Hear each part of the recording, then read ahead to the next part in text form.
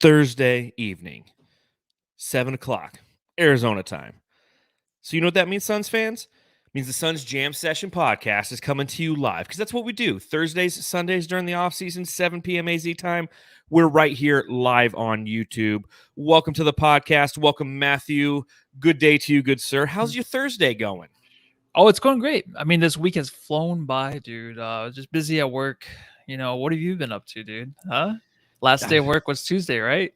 Yes, last day at my old job was Tuesday. So Wednesday I spent recovering from Tuesday, and then today was just kind of, preparing for this podcast, writing a little bit for Bright Side of the Sun, doing some yard work. I still haven't showered after doing that yard work, so I do apologize to everybody if I smell on this podcast. I apologize. I'll shower after this is over. Very cool, man. Well, I can't smell you, but I'm used to your stank. So Smell-o-vision? The others might not be. I'm glad that smell-o-vision isn't a thing yet, especially on like live streams and things of that nature. Because imagine Zoom calls if everyone you could smell the room that they were in. Yeah. You're like, God damn it, Karen! Why'd you make broccoli right before this freaking meeting? I don't want to deal with the smell.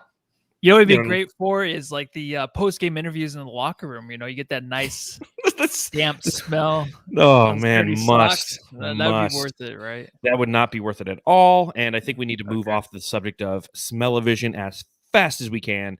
So let's welcome the Jamsters. Welcome, whether you're listening to the podcast wherever you consume your podcast, or if you're watching along live with us on YouTube. We appreciate it. Make sure you subscribe on YouTube and smash that like button while you're here. And you can become an elite Jamster by clicking the join button or by following the link in the description there, bud. Feel free to donate via the super chat so we can use it for beer money. If you are listening to this on Apple Podcasts, leave a 5-star review and we'll read it right here on the pod. If not, wherever you are consuming this podcast, please subscribe. We are rebuilding our listener base once again. So every subscription helps very, very much. It lets other people know where to get the best Suns content on the interwebs. And we know it, we ain't it, but we know we're part of it. So we appreciate that. You can enter the code SUNSJAM at checkout at shopjustsports.com to get 15% off of your purchase. Once again, that is SUNSJAM when checking out at shopjustsports.com. It is Thursday, but I don't have a job right now. I'm in between jobs as I prepare for my next journey. So I'm going to have a beer tonight, Matthew. That's what I'm trying to say. Yeah, you deserve it, man. Are you drinking with me? No, just water. I got to stop asking this question, start popping them. What have I learned? So a nice ice-cold Dos Equis to drink with the Jamsters. So pop them if you got them. And let's talk about the Phoenix Suns, not necessarily about them, but about everybody else in the West. This is going to be a really fun episode because we're going to go and take a look at what everybody else has done in the West and see if they've got better or worse. And then from there, we can kind of make some determinations about what the Phoenix Suns are going to do next season. We know it's early, but hell, drop the beat.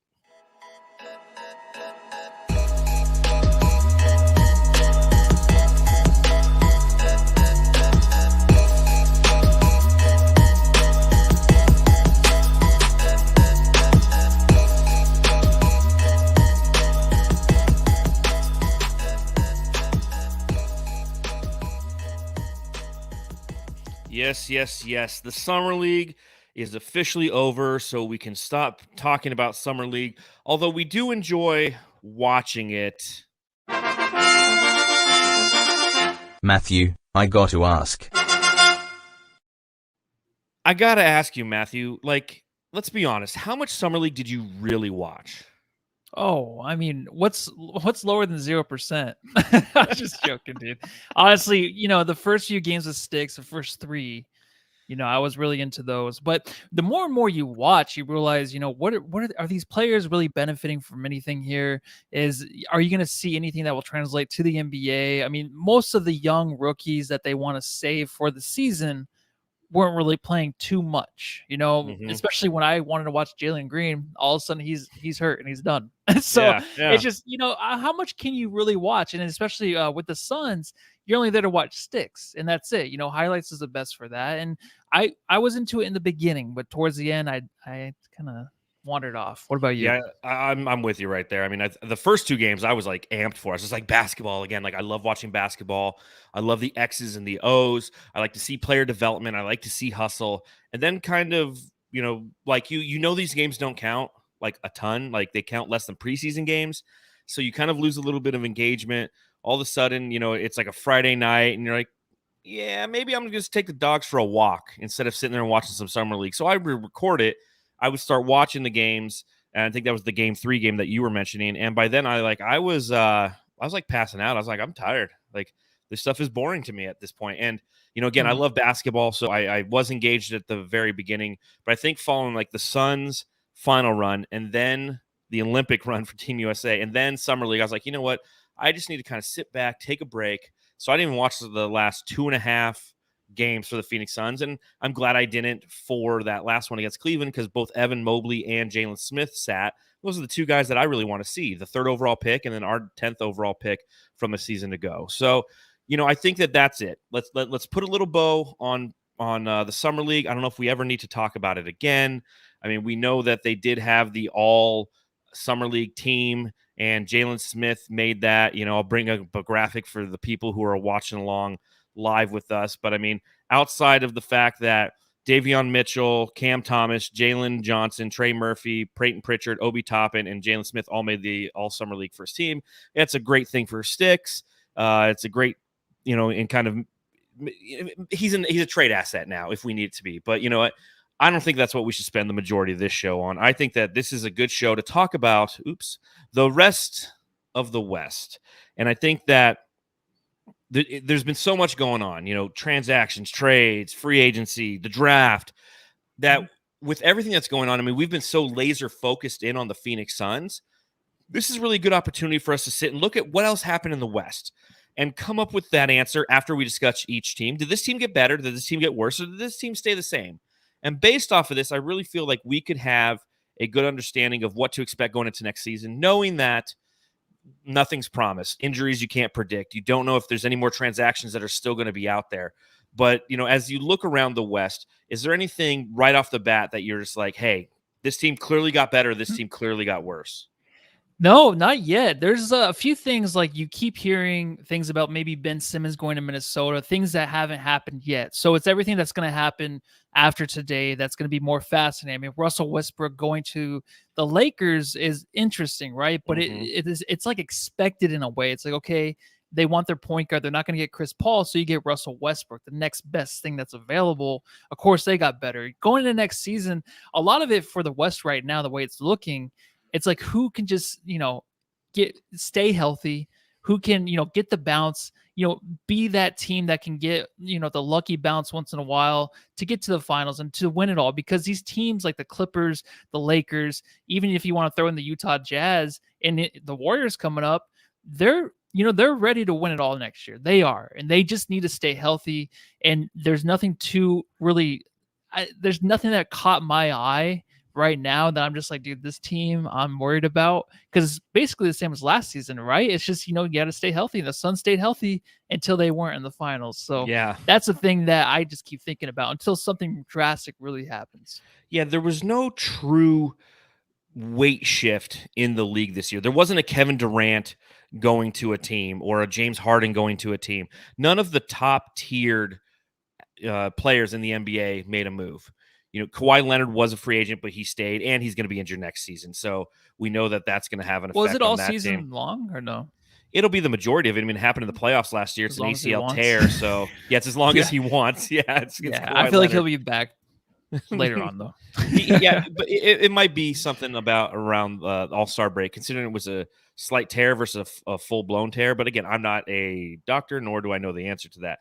But I think that, when it comes to names, not a lot of huge names changed places. Yeah, Russell Westbrook was obviously the big one. But outside of that, I don't really think that there was anything that truly changed the West. But that being said, I don't know until I go through and I take a look at the different teams and what they've done. Again, being so laser focused on the Suns, you might forget of a transaction here, a free agent signing here, or a draft pick here that might have changed our perception of a team in the West. So I think it would only be right to go through each team and just talk about who they added and who they lost and, kind of answer that question team by team. Did they get better? Did they get worse? Or did they stay the same? And then based on that, maybe you and I can make some observations. And if you're watching along live in the chat, go ahead and let us know, when we bring up a team, Let us know if you thought they got better, worse, or stayed the same. Sound good, Matthew? Mm-hmm. I like it. I like to ask you questions right when you take a sip of a beverage, which is always H2O. So should we start from the bottom relative to standings, or should we start from the top relative I to want to standings? start from the bottom, dude. Okay, I like that. I think that's a good Yeah, call. I didn't want to start this podcast unless we were doing it from the bottom. So Sometimes I just set myself up. Well, let's start with the Houston Rockets. Okay, the Houston Rockets finished last season 17-55, 23.6% winning percentage. Not a good year for the Houston Rockets. It wasn't. They added via free agency nobody. And the only guy they added via trade was Daniel Tice from Chicago. They did have 4 draft picks, all in the first round. They drafted Jalen Green, which I misspelled right there for those who are watching. Jalen Green, 2nd overall. Alperen Sengun, 16th overall. Usman Garuba, 23rd overall. And Josh Christopher, Arizona State's own, 24th overall. They lost Sterling Brown, who signed with the Mavs, and Kelly Olynyk, who signed with Detroit. And they still currently have some free agents on their roster: Avery Bradley, Armani Brooks, Dante Exum, Anthony Lamb, and DJ Wilson. So taking a look at that, knowing that this is the worst team in the league last year, do you think that they got better, got worse, or stayed the same? Oh, a hell of a lot better. Well, from us watching this team, because you got Jalen Green, right? I mean, the guy's been playing out of his mind in summer league until he did get hurt, which was nothing really major. But to me, it's nice that they have the good rookie to watch. That's always fun. It's like Charlotte last year when you had LaMelo. It's even like the Timberwolves. And I think these players, when they come out, it's kind of like the Zion situation. It's like I always just want them to have the ball always, just always be the center of the offense, whether or not it looks good or not. I want to watch that guy with the ball, and that's Jalen Green. And I think that's what they have to build on. And of course, after losing Harden, you're going to have to rebuild. And luckily, you got the last season out of the way. Now it's over with. Now you can start to build around Jalen Green. And then who knows next draft who you can get in that draft. So I'm actually excited to watch this team, of course, more than what they had last year. So It's a plus, man. I mean, it's not going to be anything great, but it's going to be a fun team to watch just because of that guy. The interesting thing as we go through these teams, especially starting from the bottom, is you really notice that obviously they're going to be building through the draft. And when you get draft picks like Jalen Green, I'm not big on Alperen Sengun, don't know much about him, but I think Garuba, I think that's another solid pick. You already have Christian Wood as a part of this team. So I think that you really have an opportunity to just start putting some pieces together. And it's like the Suns used to be, man. We used to be this team. When other podcasts would start at the bottom, they would start with the Phoenix Suns. And you're just hoping that one of these, one or two of these draft picks just start hitting. Remember, this is a team that's got Kenyon Martin Jr. They still have John Wall. There's still a lot of promise with this team. You just don't know how good they're going to be. I think they will be better, obviously, than winning 23.6% of their games. But still, that is a pretty tough roster. It's a rough roster to put out there and expect to, hit the playoffs. This is a team that's going to take 2 or 3 years.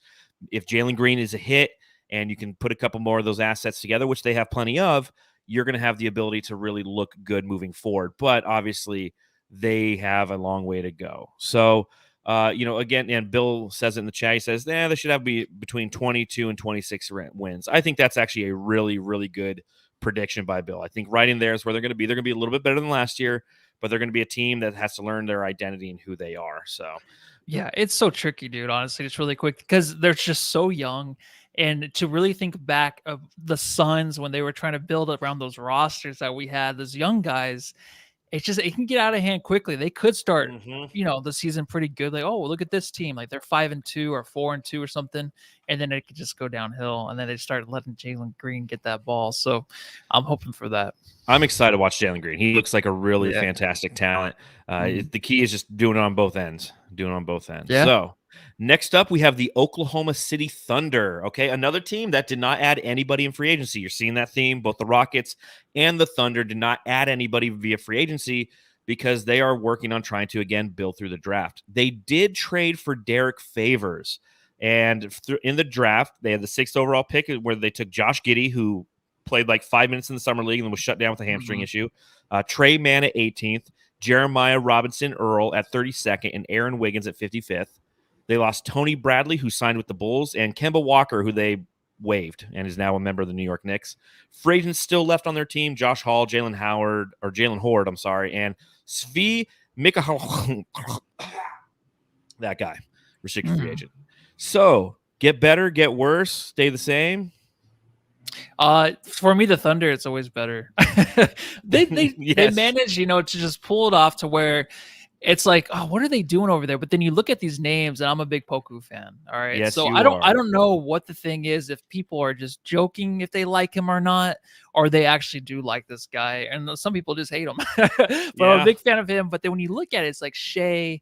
You're getting these young guys like Josh Giddey who might be exciting to watch, but even Trey Mann, like, I just think that they're just so well coached. They have such a balance over there in Oklahoma City to where you're not going to have such a down year, even if you're losing, because I feel like these guys play hard and they're coached hard.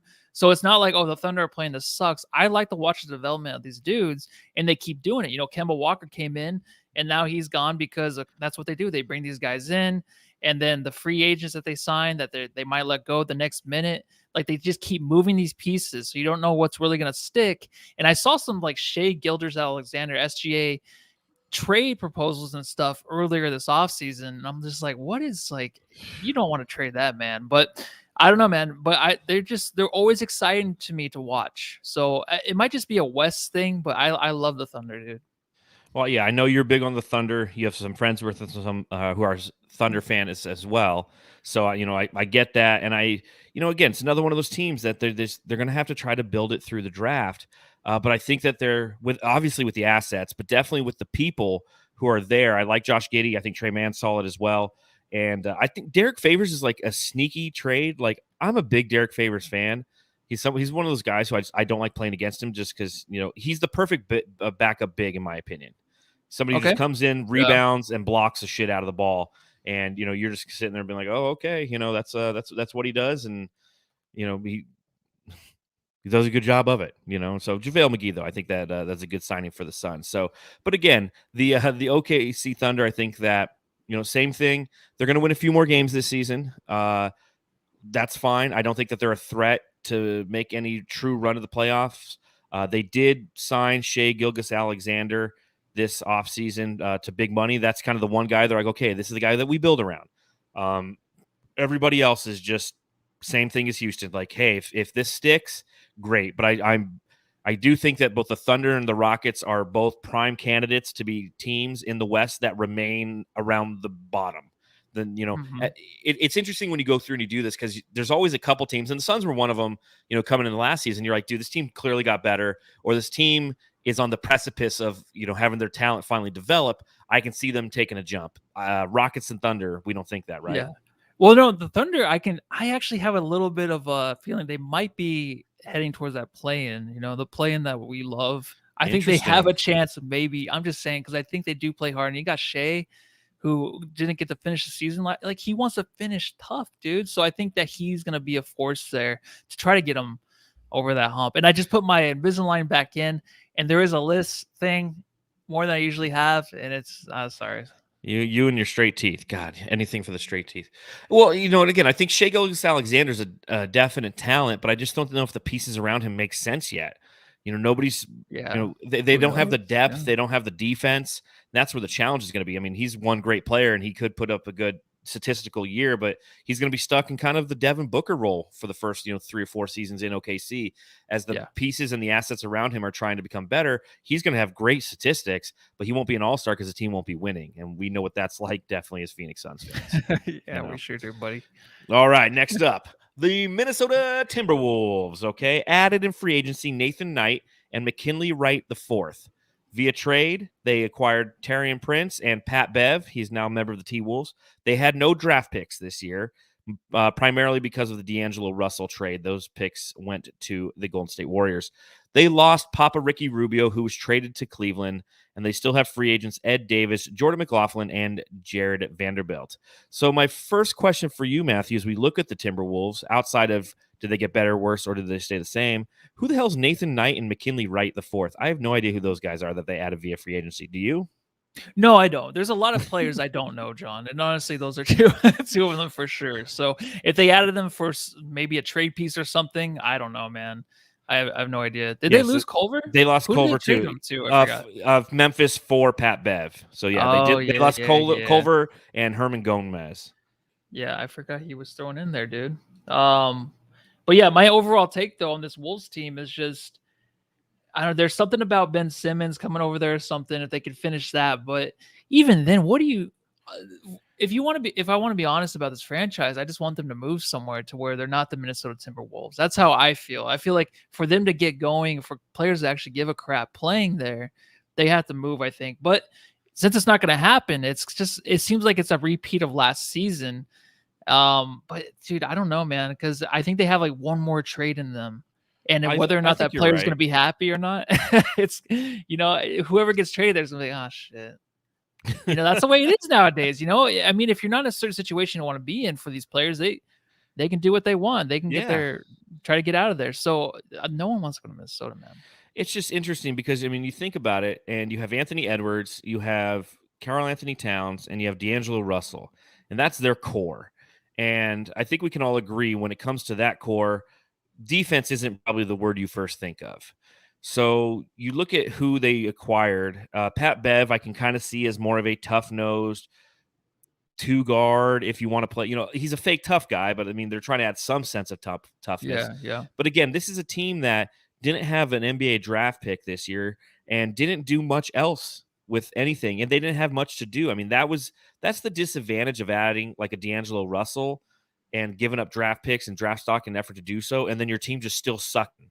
And I don't know if the Timberwolves necessarily got too much better. I do follow some Timberwolves media on Twitter, and that's kind of the running theme with all of them. And they're like, we got maybe a little better. Like Taurean Prince is nice, so maybe that'll add a little bit of defense.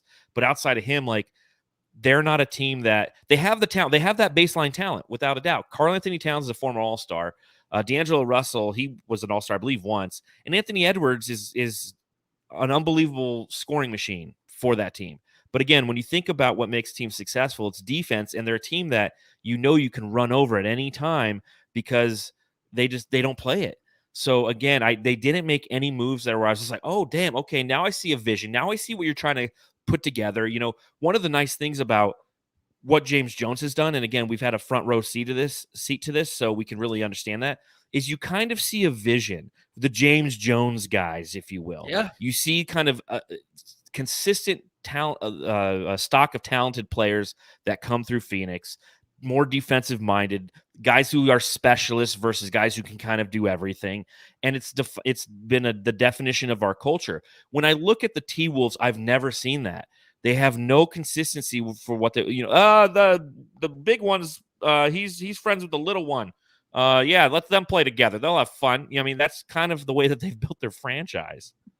Yeah, and I agree. And honestly, it's when you have D'Angelo Russell, who might be another trade piece, and he might be just one of those guys that floats around now. I mean, I don't know what the hell happened, but I think the Suns dodged a bullet there. But when you have him and Anthony Edwards, I think the way that they go about their offensive game right now, especially last season, is if they're actually playing, is look what I can do. Could I do this? Could I figure this out on the court? It's like they're trying to work on their own game and try to prove that they have certain moves that they can actually pull off on the court offensively. And I think that's just the way it looked last year. And I'm all for it. I think Anthony Edwards should have had the ball even more. I like just, those guys that are just a solid rookies that you want to see what they have. Of course, you can have that year last year. But then Karl Anthony Towns, it's like, I don't even know if you think of this guy as an all-star anymore. You know what I mean? Just because of the situation he's in, the stats, everything. He's an amazing player.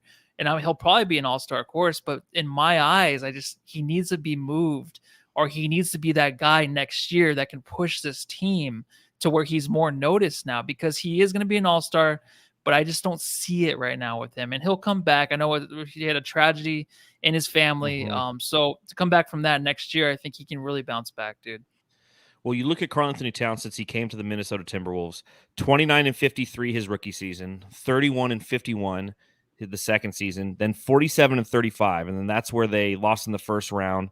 Then they're 36-46, 19-45, 23-49 last year. I mean, it's just, I get there's been a lot of inconsistency there. They've been trying to mix and match. And, the 47 win season, that's the one with Jimmy Butler, if I remember correctly, So Karl to push him. Towns, yeah, exactly. A guy, he needs to be pushed. He has some of that Ayton in him, and he's somebody who needs that.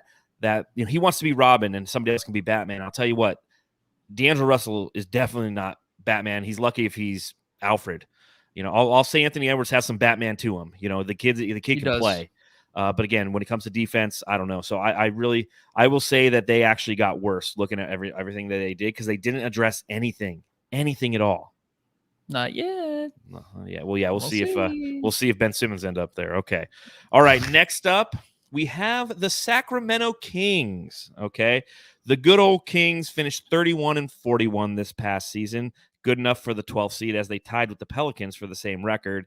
They added our old buddy Alex Len via free agency. They traded for Tristan Thompson, so they added, a couple big dudes to their front court. In the draft, they got Davion Mitchell, who looked really, really nice in the summer league, and Neemias Queta, who I have no idea who he is. They lost Justin James, who they waived. They lost Hassan Whiteside to Utah, and they lost DeLon Wright to ATL, and they have one unrestricted free agent currently still on their roster, and that is Kyle Guy. So, Sacramento Kings are former kindred spirits in the front end of the lottery for many, many years, and they're still there. So, what are your thoughts on them? They get better, worse, or they stay the same? Well, I think it's about even right now, but you have a lot to look forward to, I think, with the Kings. I know it's weird to say, because God knows how they're going to perform next year. De'Aaron Fox is the biggest flip-flopping fan of. A lot of people, I feel like, even in the media, will say this guy is brilliant on the court. He can be a leader, blah, blah, blah. All this stuff that it makes a good point guard. And then games will go by, weeks will go by. It's what is this guy doing out there in the court? I'm not, even I think Kevin O'Connor and Bill Simmons don't even like him anymore. So him and Halliburton have an opportunity to really build something there. And I think that it's tough right now because Sacramento, their name is just thrown through the mud so much now. And, I don't know how it's going to go with those two, but they have an ability to really do something special there to make them an actual decent team. Nothing too crazy. Maybe a play-in spot would be nice. But just for those two guys to get familiar with each other would be nice. Yeah, and Bagley, I don't even know, man. I love Bagley. I think he's gonna be good. But if they can get him to play there, that's fine. But if they need to move him, they need to do something with him to get him going, because he has a long career ahead of him if he can stay healthy, dude. I agree with what Mark Brooks says in our chat. I would say they stayed the same, but it's the Kings, so they're somehow going to be worse. Yeah. I agree with that a ton. They addressed what they needed to address. Okay, they got Alex Len and Tristan Thompson and got rid of Hassan Whiteside, so that gives them a little bit more rebounding and flexibility versus Hassan Whiteside, who just, as we've always mentioned, has a very, very low motor. You have Marvin Bagley, who, if he can stay healthy, has the potential. And as you mentioned, they got Tyrese Halliburton and De'Aaron Fox, and they added Davion Mitchell, another guard, with the 9th overall pick, which is really a steal, I think, for them. But it's also a draft pick that didn't make much sense to me because they had Halliburton and because they have De'Aaron Fox. I think that there were some 3-and-D guys who were available right there, as well as a couple big guys who they might have had an opportunity to go ahead and utilize to help them. And yeah, they I don't even have it on the list here. They also lost Buddy Hield, didn't they? Or is Buddy still there? Yeah, no, they did. It's one of those things where it's wait, what did Buddy Hield, he got traded? Where the freak did he get traded to? Or he signed somewhere. Dude, we're so bad. Yeah, we're not bad boys right now. We're not good at this. Yeah, because he could have gone to the Lakers, and the Lakers took Westbrook instead, which is a bad mistake. He's not even traded yet. He's still with them. He was part of that Lakers. Okay, they were going to trade him, but then, of course, so you got Buddy Hield in there, too. So they have, and again, it's another one of those teams that has a ton of offense, but I don't know if they have Alex Len ain't going to be their defensive anchor. Tristan Thompson plays a little bit of defense, but he gets, he gets gassed pretty early. So, again, a team that definitely has offense, and as you mentioned, Bill Simmons, everybody across the board, they love the Kings until they realize that it's a bunch of empty stats. They can put up, 130 points, but they'll lose 135 to 130. And they're just one of those teams that, again, needs a sense of some defense. And I think that, we're both big Marvin Bagley fans. I was a big fan of his coming out of the draft. Obviously, I thought DeAndre Ayton was better, and I'm glad we went that route. Thank God. But at the same time, it's a team that I'm always kind of rooting for too. I think the Kings I mention this every time we talk about the Kings. I'm like, they have the best jerseys in the league. I really think they do, but they haven't done anything to really. They just haven't found that cohesive answer yet. But I do think that they're a team that could make a jump that is going to be beneficial. I really do. I think this is your play-in team. This is a team that could be your 8 or 9 seed. You know, you look this last season, they did end with the overall 12th seed, and they just needed to win a couple more games. They would have been in that play-in. I definitely think they could do that. And as Hey.0 says, they also re-signed Rashawn Holmes too. So, I mean, they have some energy guys. Is Harrison Barnes still with them? Yeah, Harrison Barnes is still there. So you look at this roster and you're like, dude, this team should be vying for it. I just don't know why they can't put it all together. And again, it comes down to defense. So, you know, you asked me if they got better, got worse, to stay the same. I'll say they got better because that draft pick and Davion Mitchell. I think that's just going to give them a little bit more offensive flexibility. And I think that this is a team that'll take a jump into like the 9 seed going from the 12 seed this past season. We hope so. Otherwise, there's going to be some big trades at the trade deadline next year. Yeah, seriously, because these are some good, some quality people. Just for some reason, just doesn't make sense there. So this is a reminder to everybody who is watching to go ahead and hit the thumbs up button, subscribe, and if you're listening to the podcast, please do the same. Please subscribe wherever you're getting this. You can follow us on Twitter at SunsJam. Okay, the next team. This team doesn't. What they've done makes no sense to me. I can't wait to talk about this. It is the team with probably the ugliest colors in the league after talking about the Kings and how good they look. That's the New Orleans Pelicans. Really just random colors they got. They added in free agency nobody. Now, remember, this is a team that's doing everything they can to show to Zion Williamson, hey, we're going to build a winner around you. Okay, that's kind of like how the Milwaukee Bucks have operated the past 2 seasons in an effort to ensure that Giannis Antetokounmpo would stay. They made appropriate trades and ultimately won a championship due to it. The Pelicans have that same challenge ahead of them. It's the same one they faced when they had Anthony Davis. Like, hey, this guy's he's an elite talent. We've got to do everything we can to get him to stay. And they do very interesting things. I'll just say it that way. Via free agency, nobody. Via trade, they got Devontae Graham from Charlotte, Jonas Valanciunas from Memphis, Thomas Satoransky and Garrett Temple from Chicago. In the draft, they drafted Trey Murphy, 17th overall, and Herbert Jones, 35th overall. They lost Steven Adams to Memphis, Lonzo Ball to the Bulls, Eric Bledsoe to Memphis, Wes Iwundu to Charlotte, and James Johnson, who signed with Brooklyn. And they have one current unrestricted free agent on their roster, and that's James Nunnally. What the hell are the Pelicans doing? Because in my opinion, that's a lot. They got worse. They did a lot for nothing, in my opinion.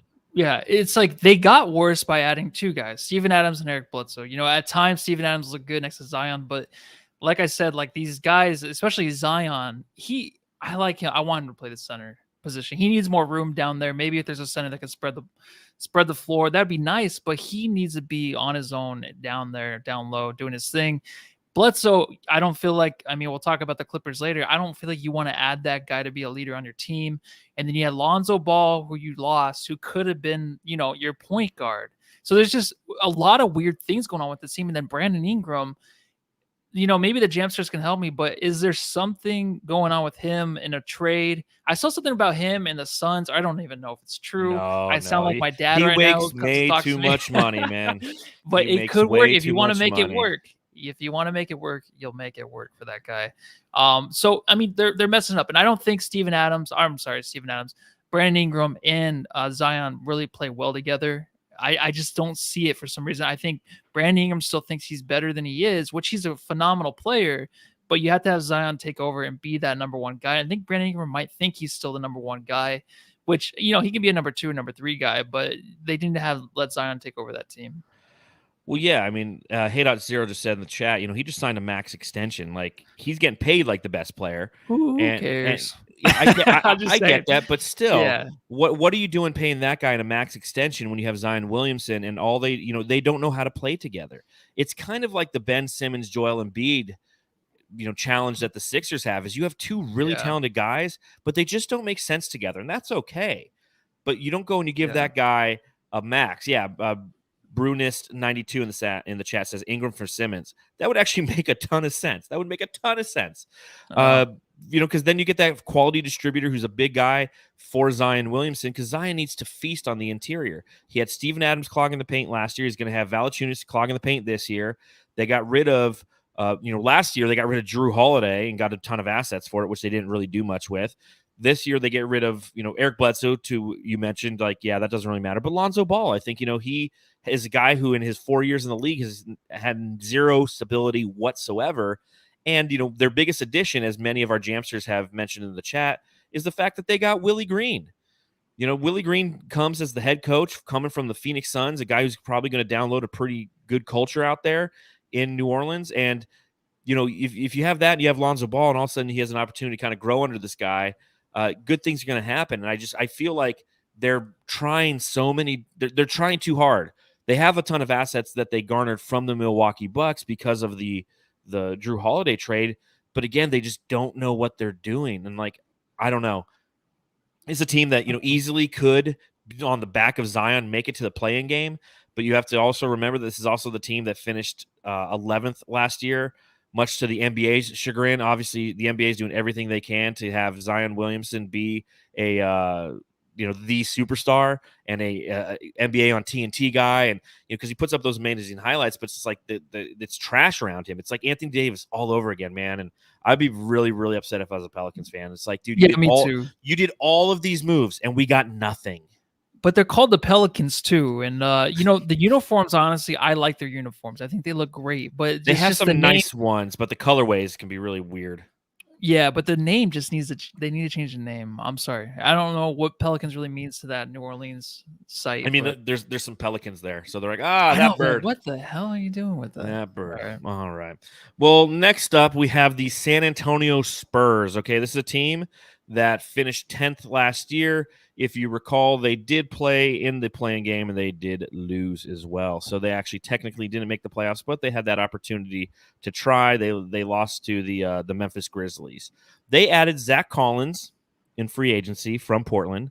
They got via trade Al-Farouq Aminu from Chicago. They got Chandler Hutchinson from Washington, Doug McDermott from Indiana, and Thaddeus Young from Chicago.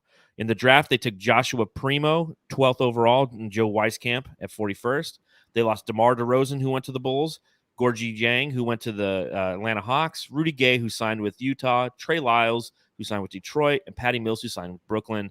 And they still have some free agents in those guys I'm not even going to talk about because we don't know who any of them are. So, get better, get worse, stay the same. Spurs, go. I think they're going to surprise people this year. And it's one of those things maybe that's sticking in my mind because it's such an off year last year to where they have to bounce back, right? Pop won the gold medal. He'll come back with the Spurs. I like Doug McDermott and Thaddeus Young. Those are two dudes that I know that the Suns were looking into, right? I mean, those are two guys that the Suns were trying to trade for. We're trying to just add to this roster. And, it's not too much, but you lose DeMar DeRozan, you lose Patty Mills. Patty Mills is someone I wish the Suns did get. And I just think there's something else that might happen with this team, but I like the Zach Collins addition. I think that's fantastic.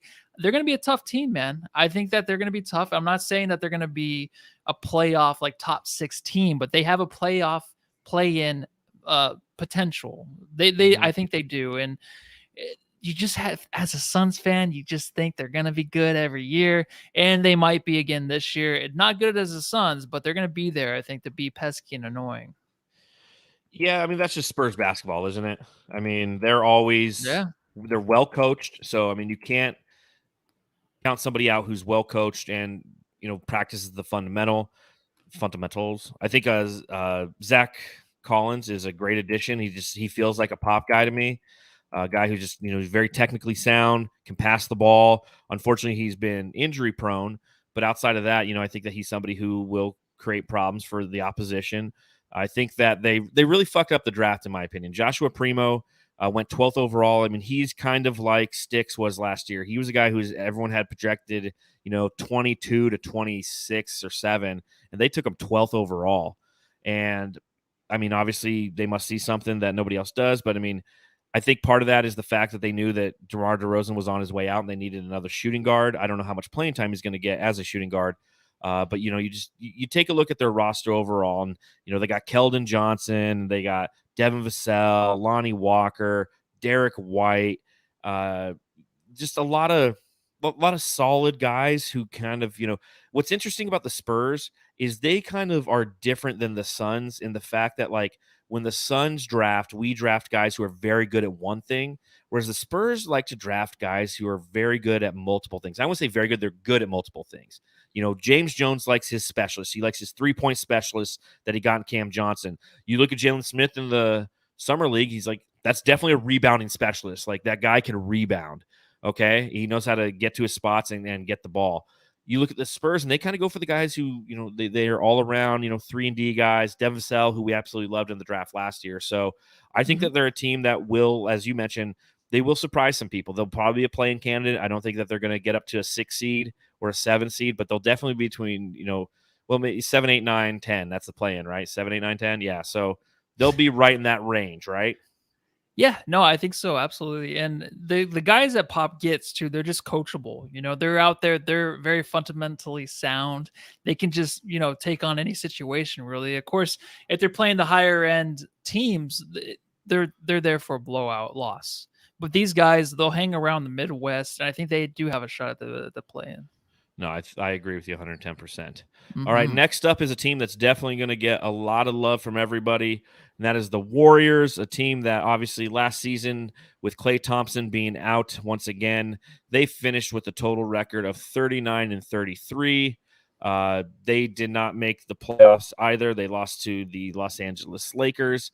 Out of via free agency, they got Bielitsa, Chris Chorizo. I don't know who Chiozo. I don't know who that guy is. Andre Iguodala and Otto Porter Jr. So, 3 solid vets there. Bielitsa, Iguodala, and Porter Jr. is fantastic vets. Via trade, They got nobody. They drafted Jonathan Kuminga at 7th overall. That would have been Minnesota's pick. And they got Moses Moody at 14th, which I believe is a solid pick. They lost Kent Bazemore, who signed with the Lakers. Alan Smolija. Man, I hate to read all these. He was waived. I shouldn't have said his name. Some dude was waived. Kelly Oubre Jr., who went to the Hornets. Eric Pascal, who was traded to Utah. And free agents still on their books. Unrestricted is Jordan Bell, and restricted is Nico Mannion. The Warriors will get better next year simply because of Klay Thompson, correct? Yes, my favorite 2-guard behind Devin Booker. Honestly, it's so you're like, I hate have to read all these. I need to have you read one of these. Yeah, I definitely can. The next one, man. You got the next one. I'm like, you've been reading all these fools. I don't do way worse of a job. But I mean, God, Klay Thompson, man, he's still. I fear him over anybody in this league. Maybe Kevin Durant more, but Klay is just he's amazing. He's a guy. Of course, you see with him out of the lineup how much your team is worse without him. But he can make it. Either you're a playing team last year at the Warriors, or you come back, Klay Thompson, that is, and then all of a sudden you're a finals contender. That's the way it's going to be this year, as long as they can stay healthy. And they got 2 guys, Otto Porter Jr., I know you like him. Andre Iguodala goes back. So those are 2 dudes that can really help, kind of boost those main characters they have in the Warriors. And, I'm not a big Warriors fan, but it's going to be interesting to see Klay and Steph back together again. It's kind of fun to look forward to. I know they play in the West and it sucks, but I want to see them play together again. I'm actually kind of excited to see them. Well, it's just they're the NBA's darling, and they're so excited to have them back, obviously. This is the team that the Suns will be playing on Christmas Day. That was released earlier this week, the opening day, and there's 3 games that have been announced for the Phoenix Suns. And I know that tomorrow at noon, they're actually going to announce the entire NBA schedule. That's what our Sunday pod will be on, is just talking about the schedule, picking a few games that we like, and have Matthew predict the final record for the Suns begrudgingly because he hates doing that shit. But that being said, you look at who the Warriors are, and what I find very interesting about them is with the addition of Bielitsa, Iguodala, and Porter, you have solid vets who are coming in on the minimum, right? Then you have the core of the Warriors, which is Draymond Green, Stephen Curry, and Klay Thompson. And then you have some of the young guys. You got James White. Oh, and they also have Andrew Wiggins, too. I don't know if I'd go as far to call him a core guy, but he's definitely a talented guy who's been playing better in that system where he's, his whole career, he had to be like the number 1, 2, or 3 guy. He's like the 4th best guy on the team now. Yeah. Could be 5 if you think James Wiseman, and now you have Kuminga as well. So I think that they have a really interesting roster full of talent. And it's definitely going to be one of the reasons that this is going to be the team that obviously takes the jump. This is the team that ended last season with the 9th best record in the West. I wouldn't be surprised to see them up around number 3 or 4 just because of the level of the talent of the players you have. Now, granted, Stephen Curry and Klay Thompson, obviously Klay's coming off of that injury. They are a year older, and in Klay's, situation now 2 years older than we've seen them. So they are kind of at that point in their career where you're like, okay, these guys could be starting to fall off a little bit. I think Stephen Curry, he's what, 88, 20, 30, 31, 32, somewhere in there. Yeah, he's over there, dude. So, I mean, but they're still going to be just fine. I mean, this team's going to take a jump. So I think that they got better just because they stole all the veterans that I wanted the Suns to get. I know. Bastards. It's always the teams too that we have to face and worry about next season the most. All right, Matthew, let's have you read. Let's talk about the Memphis Grizzlies, the team that finished with an overall record last season of 38-34. They did end up making the playoffs, and they got bounced by the Utah Jazz. But tell me what they did this offseason. All right, so those Grizzlies, man, via free agency, they added NA. I'm not sure what player that is, but not applicable. Via trade, honestly, they boosted this roster, dude. Steven Adams, a guy that I'll just go through him really quick. From New Orleans, Jarrett Culver from Minnesota, Jay Hermaphrodite from Minnesota, Herman Gomez. Herman Gomez, another guy that I kind of wanted the Suns to look into. Daniel Toro from the LA Clippers, Rajon Rondo from the LA Clippers. Via the 2021 NBA draft, Zaire Williams and Santi Aldama, 30th pick. Lost. Who did they lose? Annoying Grayson Allen, the annoying Eric Bledsoe. After he was just traded there for a day. Jonte Porter, Jonas Valanciunas, Justice Winslow, and free agents Tim Frazier and Killian Tilly, Jennifer Tilly's brother.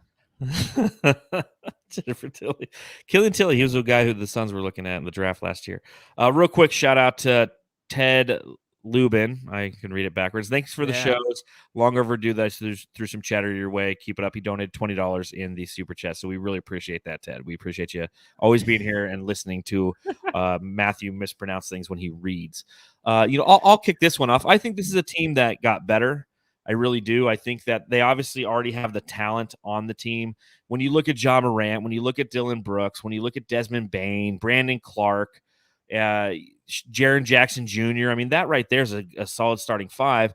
And now you've added a few more pieces to add a little bit of depth. We'll see how much Rajon Rondo actually plays with the Grizzlies. But I know that Jarrett Culver will get a shot here. Steven Adams is a solid backup, although they're probably paying him way too much money. And outside of losing Jonas Valanciunas, which I really think is, if you look at Valanciunas or Adams, like which one's better, like I don't know. I mean, they're both are physical. Valanciunas is more of an offensive guy. Steven Adams more of a defensive guy. Yeah, they both have their moments. They're not like, franchise centers. You're not looking for a franchise center. I mean, you could, but they're so far up Triple J's ass that maybe they think that he's, going to be the center of the future. But they're definitely a team that's going to be frisky going into the next season. Don't you agree? Yeah, I mean, they're a team you have to watch. Maybe just the growth of the young dudes. That's what they have to base their excitement on. Or these guys that are, Ja Morant, JJJ. I mean, Jarrett, if he is healthy, this is a guy that I'm definitely looking forward to watch. Of course, not to play against, but him and Ja Morant, yeah, they have something there, dude. And I like the additions they have. They're a scary team, and they had Patrick Beverley for a second. Then he was traded again, which is actually kind of funny because when you do that to Chris Paul, the next move is I think he's going out the back door. So he's going out, not in. But this team is just something to worry about. They're in that play-in kind of, area. Maybe they could sneak in there as a 7th or 6th seed. Maybe if they can stay healthy and just improve these young guys, they have a chance, man, to just make some kind of mess there in the West. Well, So I'm and not looking forward to that. And the key is some of these upcoming teams that we're going to talk about are some of these teams do have the potential to drop down the standings. And I think that that's where a team like Memphis could seize the opportunity because they have the talent. This is a team much akin to the Kings who have drafted right next to the Suns for the past half decade. And while the Kings just can't put it together, I feel like Memphis is right on that precipice. Obviously, they made the playoffs last year. I think they made the playoffs the year before too, or they just missed it, I think, in the NBA bubble. So I think that they have the pieces necessary. And they're making a little bit of those picks. And whereas with the Kings and the Wolves, you just don't understand what they're doing. I can see a vision here with this team. John Morant is although he's frustrating to watch at the back end of games because he's kind of herky-jerky and he's not the guy who needs to take over games that way. He needs to continue. He's not Trae Young. He wants to be Trae Young. It's like continue to utilize the distributing qualities that Trae Young has versus trying to jack up those threes because it's not his game. But if you use him as a distributor, now you're putting some guys around who can score. Now and you already had some guys who can score. So yeah, I think you're right. I think that the Memphis Grizzlies are a team that is definitely going to be a team to watch. The next team is everybody's favorite. It's those Los Angeles Lakers who did so much shit in free agency. This is going to be fun to read. So this team, the Lakers, and I'm going to preface everything I say before I read all this. Sometimes doing too much isn't the right thing, because what made the Suns successful last season?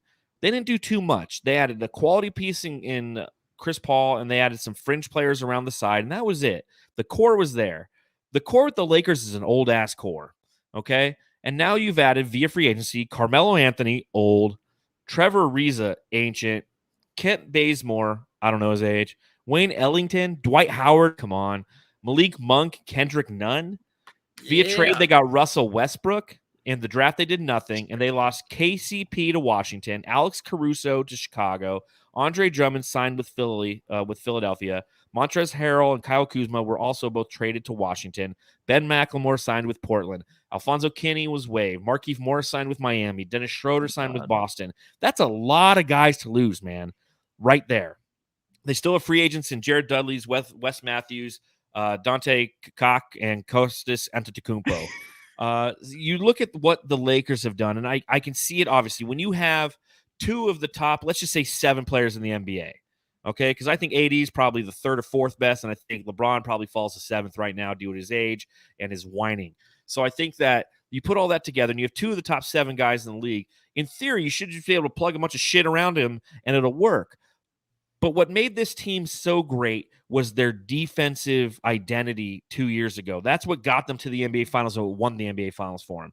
They've lost a lot. You can't tell me that Carmelo Anthony, Trevor Ariza, Wayne Ellington, Malik Monk, Kendrick Nunn, you can't tell me these are great defensive players that they've added when they've lost KCP, Alex Caruso, Montrezl Harrell. All right, I've talked too much. What are your thoughts on Lakers? You're good, man. I think that they tempers flaring. I don't think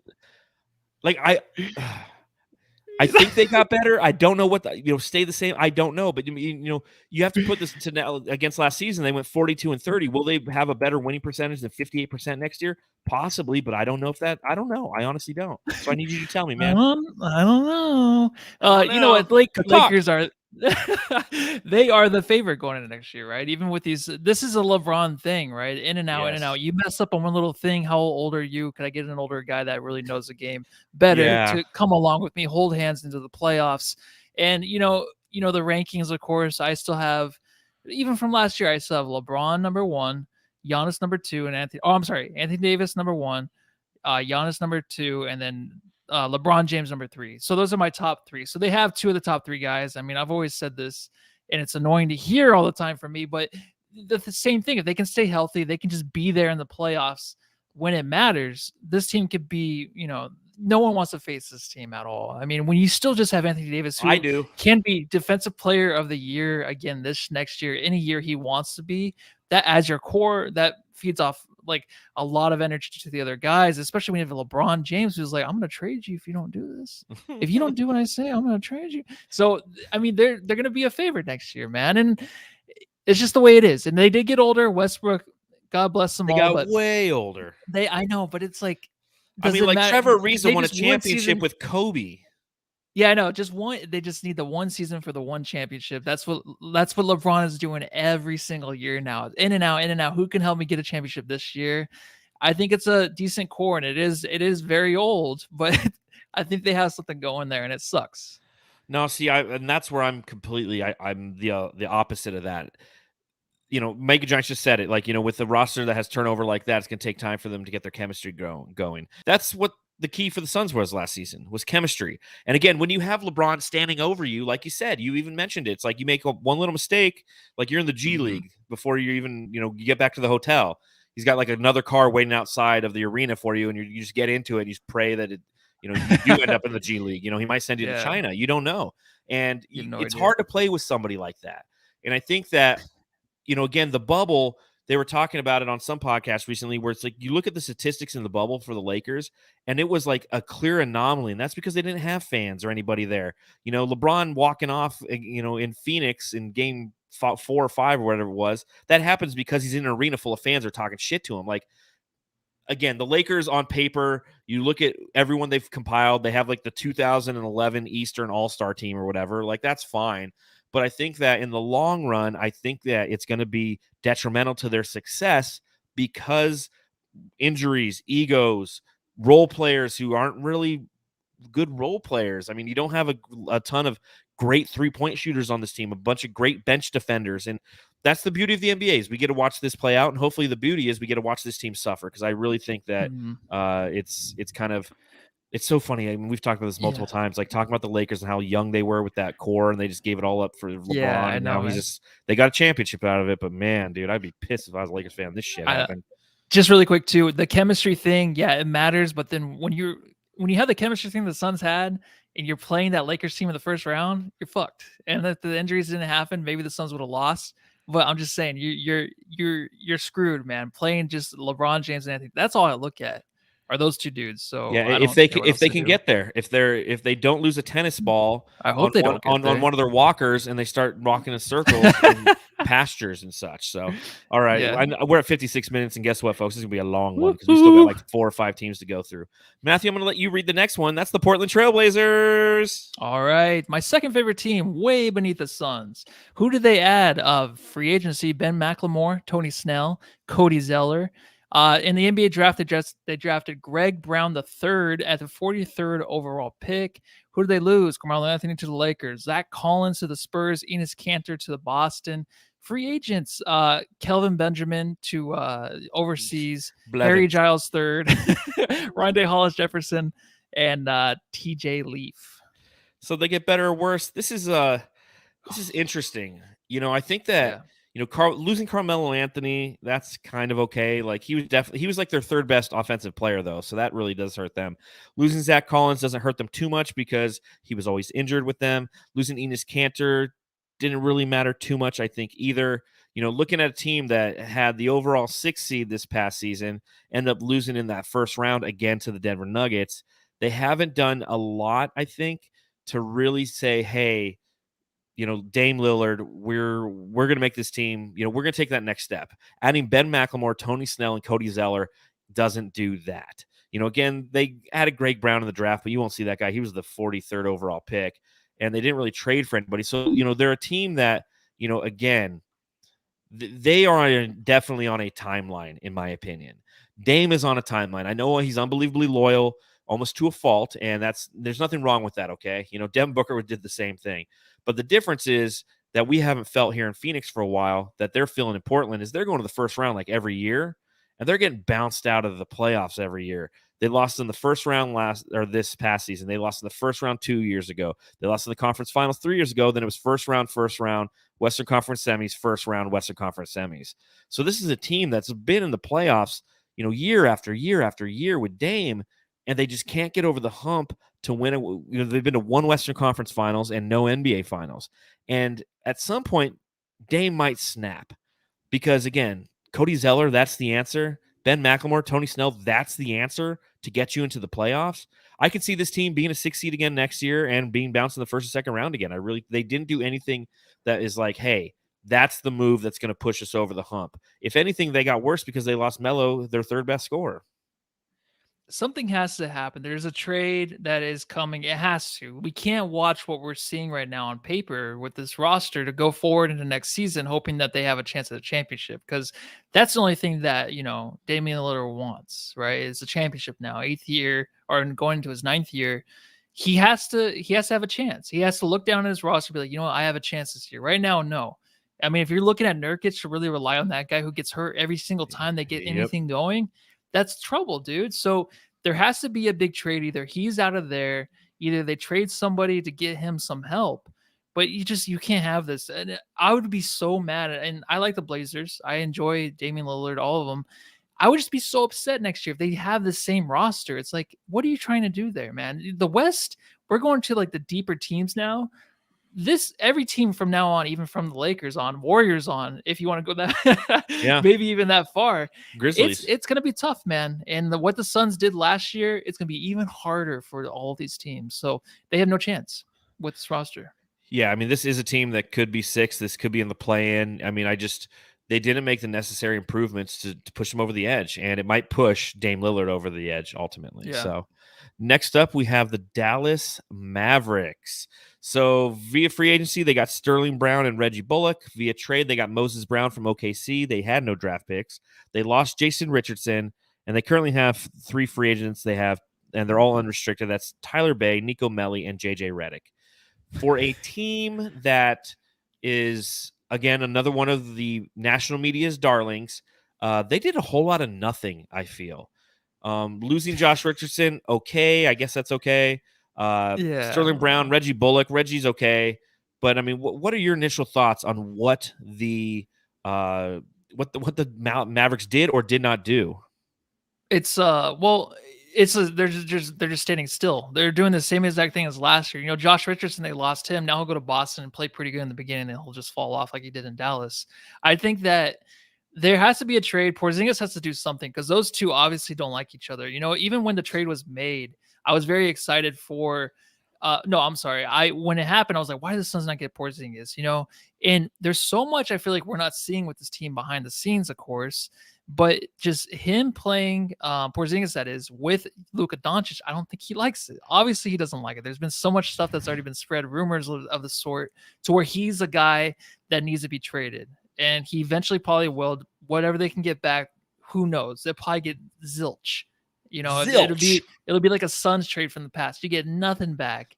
Just a napkin with a phone number. That's 555. That's all you'll get. And honestly, it's a 6-digit phone number. It's not even 7 digits. So whatever they have to do, and it's fun to watch. And I might sit here and be like, oh, thank God, they're going to do the same thing as last year where they might push a game 7 and lose. Who knows? But they need help. Luka needs help.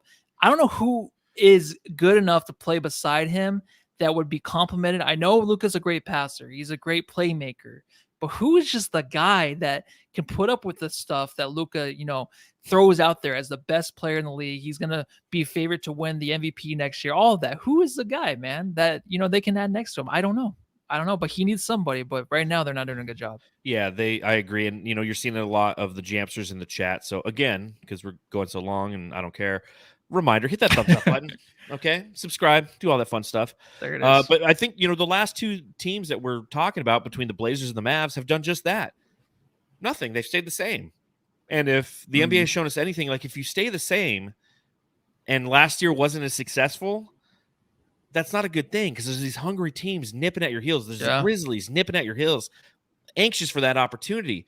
And when you're staying the same at this level of the NBA, there's the opportunity for resentment to occur, like you referenced. Kristaps Porzingis, somebody who just, I don't know if he doesn't like playing with Luka Doncic, but I just don't think he can. That's the difference. Is he somebody who likes to be on the perimeter, can block some shots a little bit on the defensive end, but he likes to be a perimeter player. And guess what? That's where Luka's going to operate. That's where most good distributors are going to operate. And he needs to accept his role of working down low on offense. He doesn't like to do it. The unicorn moniker that he got in New York, it's turning out that it's just, he's a bull. He's bullshit. And that's what he is. I've never been a fan of Kristaps Porzingis. He's injury prone. He doesn't make sense in any offense. And you see that with Dallas. And that Dallas, obviously, the reason that they didn't make a lot of changes this offseason is one, outside of signing Luka, that was their number one priority. We were going to sign Luka to the max. They accomplished that goal. They don't have a lot of assets due to trades with New York and things of that nature. So this is kind of one of those, okay, we're just going to try to run it back. Maybe something will happen around the trade deadline where we can trade Kristaps Porzingis and garner some more assets back so we can put more things around Luka, all while hoping that Luka can carry this team. And, Luka, I feel we're kind of destined for one of those seasons where he slows down a little bit. He's been carrying this team for the past 2 seasons, and carrying some extra weight at times, which we'll always make fun of because we're Suns fans. But at the same time, like, there's some physical strain on him that, he might have to miss 20 games here or there just because he needs to kind of get a rest in. And I think that might be coming. So I don't know if they're actually going to get better or worse. I think they're going to stay the same. But again, with those teams right behind them, I really feel like, they could drop down in the 7th. I don't see them taking a leap, and maybe I'm wrong for that. Maybe I'm missing something. Maybe there's a chemistry issue there that I don't see, but I really think that the Mavs just kind of stay the same like the Blazers, and that's not necessarily a good thing. No, it's not. And honestly, they're kind of like a flip-flop team too, where you watch them and Luka goes off. You're like, oh, no one could beat this team and Luka when he's playing this way. And it is true. And he might fall off a little bit next year. But I go back to when Mark Zuckerberg, what's their owner's name? Mark Cuban, Mark Zuckerberg, the Facebook guy. Yeah, when he was on Bill Simmons and they were talking about, he said, I'm never trading these guys. I made a mistake with Steve Nash. These 2 guys are going to stay on this team. I'm never making that mistake. After that, it was not downhill, but you could see how those 2 just could not mesh well together. And they're both good players. When Porzingis is healthy, he's a good player. But I also remember when Phil Jackson was trying to trade for Devin Booker, trying to give us Porzingis. I don't know if you remember that, but it was brilliant at the time for Phil Jackson. But dude, like, I'm just so glad it never happened. Oh, amen. Because it'd be tough to root for Porzingis, man. He's a tough guy to root for. He would have been gone by now, man. Oh, yeah, big time. Yeah. All right, next up, the Los Angeles Clippers. Okay. Is this my turn? Yeah, you know what? Go ahead. Read away, brother. Is it my turn? Read away. It is. I read the Mavs. Okay. Yeah, the Mavs one was easier.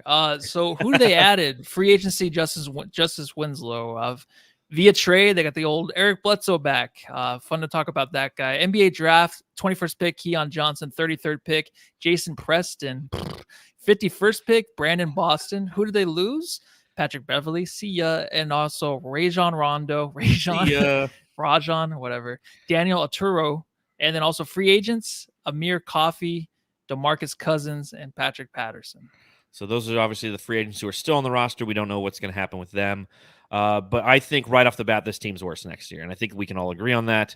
Knowing that Kawhi is going to be out for an extended period of time, couple that with the fact that Pat Bev, as much as we hate him, he was a vital cog to this team. And the fact that they added Eric Bledsoe instead of Pat Bev, I think that automatically makes you worse. So this is the first team. I mean, this was the 3 seed last year.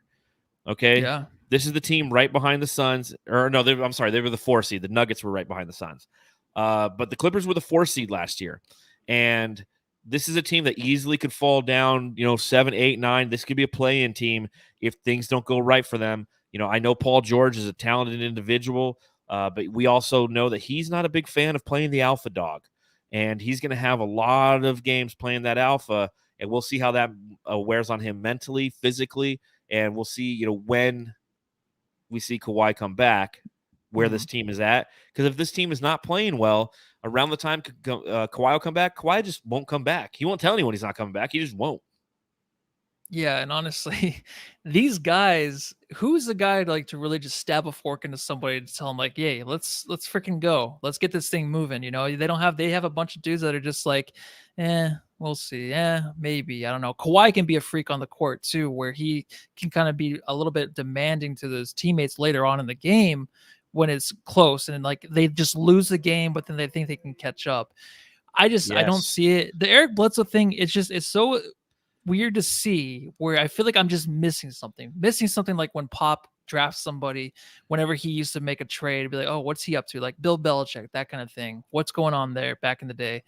This thing, it has to be that. It has to be like, what am I missing? Is he going to actually perform like a mini LeBron like he was supposed to? Or is it just going to be Bledsoe? And if it's just Bledsoe, then hell yeah, play on the Clippers, please. Yeah, Nicholas Tan says it in the chat. He said they lost 2 pieces who give that team an edge, and that was Rondo and Bev, and that's true. Rondo didn't play a bunch of minutes, but he was a leader on that team. They needed that leader, and we'll see. But I think that this is a team that obviously got worse, in my opinion, coupling in the major factor that they are going to be without Mr. Kawhi Leonard. Another team that's going to be out, one of their stars is the Denver Nuggets. Okay, this is a team that, lost last season at the hands of the Phoenix Suns. They ended with the same record as the Clippers, which was 47-25, which was good enough for the 3 seed due to a tiebreaker. And they didn't do much in free agency. And this is, when you kind of get to the top, I'm not surprised that a lot of these teams aren't going to do too much. We don't want to be a team that's shuffling everything around like the Lakers because you're being successful. So they added in free agency Jeff Green. I think that's a solid add. They didn't trade for anybody.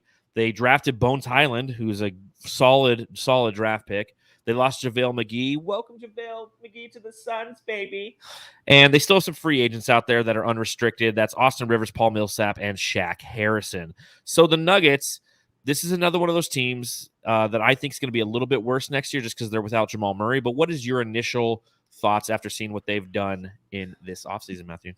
Well, it's kind of relying on growth, kind of like the Suns, but in a little different way. I mean, you have Jamal Murray, who, there's spurts. All right, he's never been so solid to where like you can count on this guy. I know a lot of people were like, "Well, the Suns beat him without Jamal Murray. Did that really matter? Or did it?" You just don't know with this guy because he's a streaky guy. But then he started getting together, got hurt. So the growth of him, I don't know how long he's going to be out, but when he comes back, he's definitely going to help his team out. But then even Michael Porter Jr., who the growth of him mentally, like he can be that second guy next to Jokic. Yep. And I mean, in the playoffs, he was shooting nonstop. Like, so he went through a shooting phase in the playoffs against the Suns, like Cameron Johnson was before the playoffs started, where he could not make one shot from 3, but kept chucking them up there. So the growth of him and just Jamal Murray coming back, it's all relying on that, man. I mean, you have Jokic MVP, so you're almost there. You're almost there as a Nuggets team to really actually have a chance at the title. And we'll see. I mean, I think it's going to be so vital for them how they perform that regular season before Jamal Murray gets back and then gets conditioned. But if they're a team that can just hang around, hit that, play in, maybe 7, 8, maybe the 6 seed, I could see them ending up there. They're a team that's going to be dangerous in the playoffs. Obviously, they have the veteran leadership, they have the experience collectively. They didn't change up too many of the pieces. Like you said, Michael Porter Jr. is going to be a year older. I think that the Phoenix Suns definitely exploited him defensively, and I think that's something that he now has on tape, and he's going to try to work on. He's the kind of kid who works on things in the offseason. Every year he comes back, there's another addition to his game. I'm excited to see that for the Denver Nuggets. But again, it comes down to the fact that their number 1 overall scorer, I believe Jamal Murray was their number 1 overall scorer last season, is going to be out for a prolonged period of time, and we just don't know what that impact is ultimately going to be on this team and where they end up in the playoffs. Mm-hmm. Last team, Matthew. This one's all you, brother. The Utah Jazz, our favorite, everyone's favorite place to live and play basketball. Who did they add? Well, Rudy Gay, Hassan Whiteside, John's favorite player. Who did they trade for? Eric Paschall from the Golden State Warriors, NBA draft. They drafted Jared Butler, 40th overall. Who did they lose? Derek Favors, traded to OKC. We talked about that. George Niang signed to Philly, and then Matt Thomas was waived. Free agents, Ersan Ilyasova, unrestricted free agent currently, and Joanna Man is also a restricted free agent. That's Juwan Morgan. Juwan Morgan. So this is a team, you ask, got better, got worse, stayed the same. I think for the most part, they stayed the same. I mean, Derek Favors, Hassan Whiteside, pretty similar guys. I think Derek Favors has a much higher motor and therefore is a better pick. Rudy Gay is going to be a solid veteran coming off the bench to join forces with Jordan Clarkson. Their offense is going to continue to be what it is. I think that it's going to be interesting to see where staying the same for the Jazz is going to place them next season. Because if you have teams that are really taking that next jump, I could see them maybe falling to the 2nd or 3rd seed, but I don't see them falling much further than that. Do you, Matthew? No, I don't. And I like the Rudy Gay addition. I think he's better than Derek Favors. I think and Hassan Whiteside, whatever you want to do with him behind Rudy Gobert, but I think overall they improved. It's just, man, their last playoff series against the Clippers, they got outshot in the final game, where it was just a miracle if they even had one to even make a shot to kind of balance it out. But the Clippers were on fire. A lot of people actually picked the Jazz last year to make the finals too. So they got a little bit better, and I think they're already a good team. We give them a lot of crap, but they're a solid freaking team. Still scary to watch and play against. So, yeah, a little bit better, man. It doesn't mean finals better. I mean, I think I put maybe 3 or 4 teams ahead of them, but they're going to be there towards the end for sure. Well, when you look at the Jazz, and it's a very similar situation than the Phoenix Suns.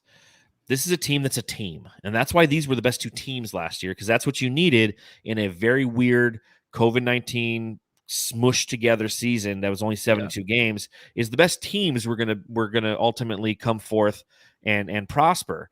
Outside of some other things, both of the Suns and the Jazz avoided injuries for the most part. They lost Donovan Mitchell for a while, but still maintained their overall status as the number 1 seed in the league.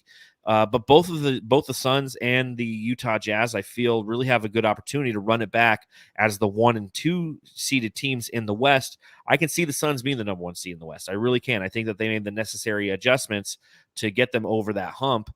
And I see the Jazz, not falling off a whole bit. It's everything that's right with the Jazz is everything that's wrong with the Lakers. The Jazz are a team that's going to have that chemistry consistently, and you're going to need that chemistry to win a random game in Miami on a Wednesday night that the Lakers might end up losing because they just don't have the chemistry down.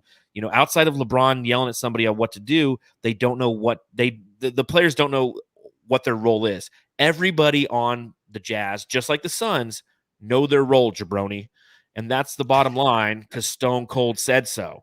That was a little rock into Stone Cold. You like that? Going back to the 2000s. I never heard anything like that in my life, man.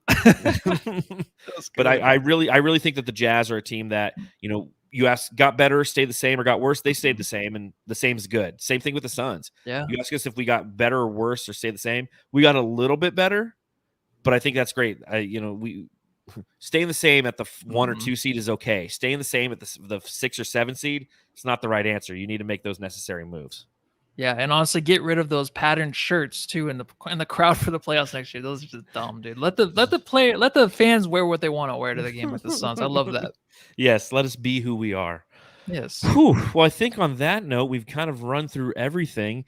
Is there any other observations you want to make about the West before we depart? Yeah, none of this matters because if the Brooklyn Nets are healthy, they're going to win it all. So terrible. Take a lap. Take a lap, Matthew. Get out of here with that bullshit. Well, this was a long one, but we appreciate it, Suns fans. So I'm exhausted. Yes, I'm exhausted. It's time to go finish these Dos Equis. But I think it's education. I think we all had an opportunity to just kind of take a look at what some of the other rosters have done and see where we will end up ultimately. There's so much. Who knows? I mean, the schedule's going to come out. We're going to do the same thing. We're going to do this whole podcast on Sunday, talking about the schedule, and then once we're done, we're like, who knows? But that being said, we appreciate you hanging out with us. Make sure you follow us on Twitter and Instagram at Suns Jam. I'm at Darth Voida. He's at Matthew Lissy. You can subscribe wherever you get your podcast. If you're on Apple Podcasts, leave us a 5-star review and we will read it live on the show.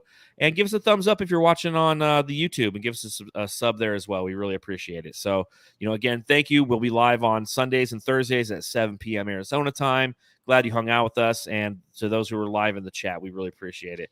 But on that note, I think we're done. Go Suns, and we'll see the schedule tomorrow. So I can't wait to graphically design that up and put that out on Twitter for all of you folks.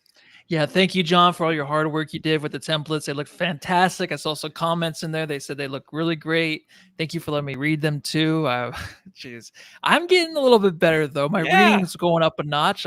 Kindergarten to second, maybe I skipped a level. Who knows? Dude, you're at like a third grade level now. It's all love from here. But yeah, thank you everybody, and go home and love your family. Excellent. Take care, everybody.